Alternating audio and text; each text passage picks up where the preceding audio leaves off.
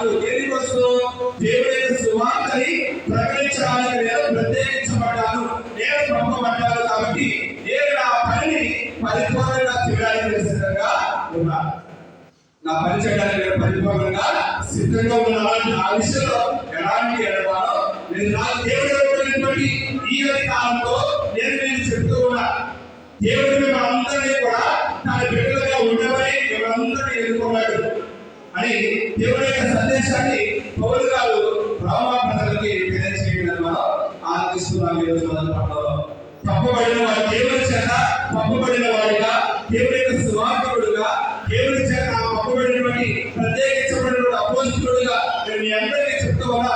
ఇదిగో మీరందరూ కూడా దేవుడి చేత పిలువబడిన వాడిని. దేనికోసం దేవుడు పిలిచాడు అంటే దేవుడి యొక్క పవిత్ర ప్రజగా అవ్వడానికి దేవుడు వాళ్ళని కూడా పిలిచాడు.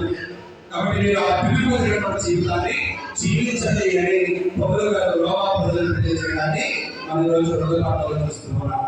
కాబట్టి సహోదరి సహోదరుల క్రైస్తవులుగా, జ్ఞానస్థానంలో విశ్వాసులుగా అందరూ కూడా దేవుని చేత పిలువబడిన వారే. దేవుని చేత పిలువబడినటువంటి మనం ఏం చేయాలి? దేవుడి నుంచి మనం జీవించాలి. ఇక్కడ దేవుడి యొక్క మాటల్ని, దేవుడి యొక్క చిత్తాన్ని నెరవేర్చడానికి ముందుకు వచ్చినటువంటి ఒక వ్యక్తిని ఆదర్శంగా చూపిస్తున్నారు.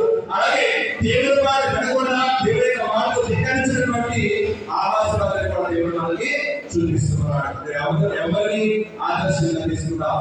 దేవుడి మాట వినటువంటి యోసేపు కన్నా దేవుడి మాట వినకుండా ఉన్నటువంటి ఆలోచన అందరూ కూడా ఒకసారి ఆత్మపరిశీలన చేసుకోవాలి.